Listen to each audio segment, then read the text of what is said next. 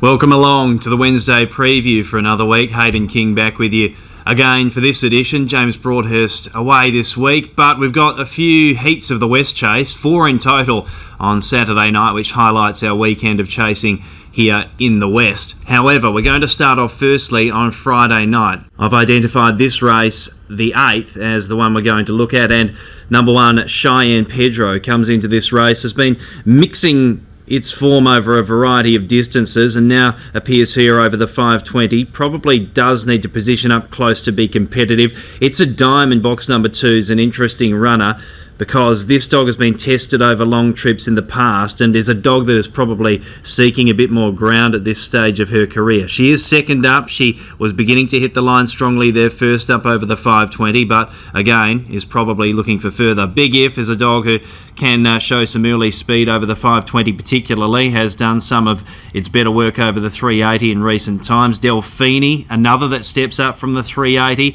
has proven that the dog can run 520 quite okay, does like to use a bit of the track, and that could be against My Time in box number 5, who certainly will come in as the favourite. He is the best dog in the race, but he does require that little bit of luck from box number 5 in a race like this. He ran a very good second last time out, coming home strongly. West on Frankie out in box number 6 is another that's going okay, 1-4 back. Browse them 1.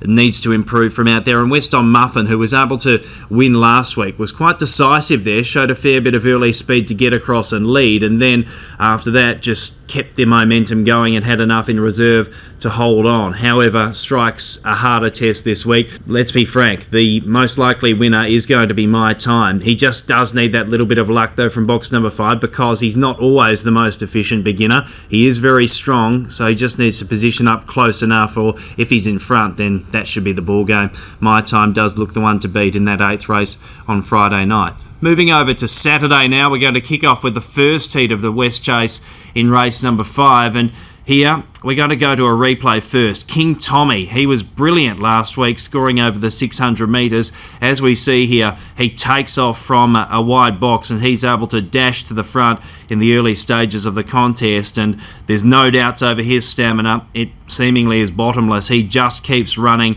and he continues to stretch further clear of the opposition. He's made a bright start to his career, already boasting a 29.77 PB over the 520 metres, and as reflected in this performance over the 600 metres, his endurance is unquestionable and he's going to take no end of stopping, particularly from box number 8 this Saturday night. He gets the chance to build up that momentum. There have been a little couple of question marks over his early speed and building that consistency out of the traps, but he gets that big opportunity to build up the revs from box number 8 and be hard to beat. Others in the race, we've got Travers Mania down toward the inside. Vander Harley, aside from West on Odie, there's not a heap of early pace in this race. West on Odie did miss away last week and eventually succumbed to a bit of pressure and ran 6th, but before that the dog had been going so well. Storm Alert's a promising greyhound. I like the way this dog goes about it. Just a case of it might come a bit too soon for him.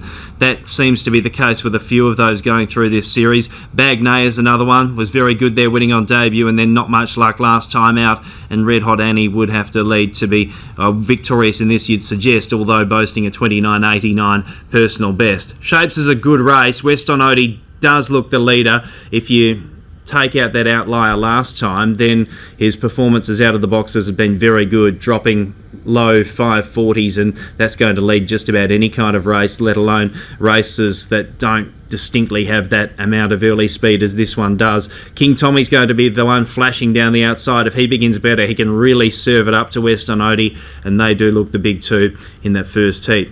Now moving over to the second heat. Here we've got an interesting contest. Barbecue Man's the dog that comes in with the best credentials. Flying Frida's been a bitch that's been going quite well in recent times. However, I just feel that maybe she is looking for a little bit further than the 520 now. She's been hitting the line strongly over 600 metres. Speed Freak down in box number 2 is a dog that's done some of her best work over the 715 metres. So 520 might become a bit too short, as it has been the last couple of times we've seen her over the distance. They're the big 3 and 3, 4 and 2. Mignon in box number 1 is a dog that can use a bit of the track from time to time, and from box number 1 it could produce a bit of pressure underneath a couple of greyhounds. West on Gecko, Speedy Willow both do have early pace, but they'll need it in a race like this where there are stronger greyhounds. They could be paddling late. And Inside Scoop is another dog from the Robartson kennel that I've got a bit of time for. This dog has shown a great amount of strength in its short career to date. It's just a case of, again, it might become a little bit too much too soon, and it's going to be hard to get across from box number 8, particularly with those proven performers down toward the inside, punctuated by Barbecue Man, who's going to take all the beating, particularly if he can lead, which I think he will. He might prove too tough to catch. He did stop last time out when he looked to have the race at his mercy, but that was against some top free-for-all company, so he gets a chance of redemption this week. We're going to move over to the last heat now, the last of the 4 heats of the Westchase. And here we'll look at Curate's Egg, who went around here last night at Cannington, and he had 0 luck. As you'll see, he bombs the start and he gives them quite the imposing margin in the early stages that he has to recapture, and it doesn't become much easier. He gets into a lot of bother mid-stages, checked, pushed wide, hampered, hindered.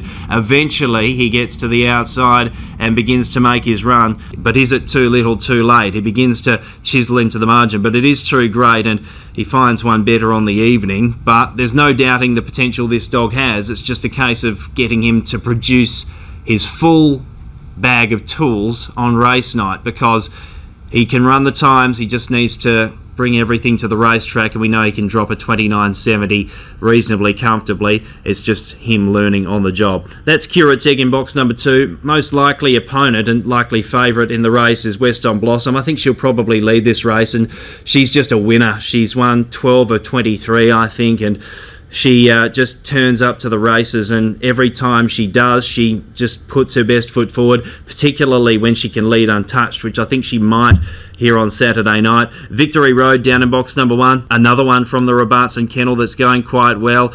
And then we work out to West on Booney. I like this dog, West on Booney. I think this could be the one to follow out of the race. I know he's only had a couple of wins, but he's had a short career and he's shown a good amount of ability in those starts. Rockanui and Spider Venom are both going to find it tough from out there. Rockanui just keeps grinding on at that one pace, and Spider Venom needs a lot of luck in running. Will be attacking the line quite okay there late, but if West on Blossom leads, it's going to be hard for the rest, and I think she will. If Curate's Egg got a clear run, we could definitely see him threaten, and West on Booney is the one I want to have an eye on going forward.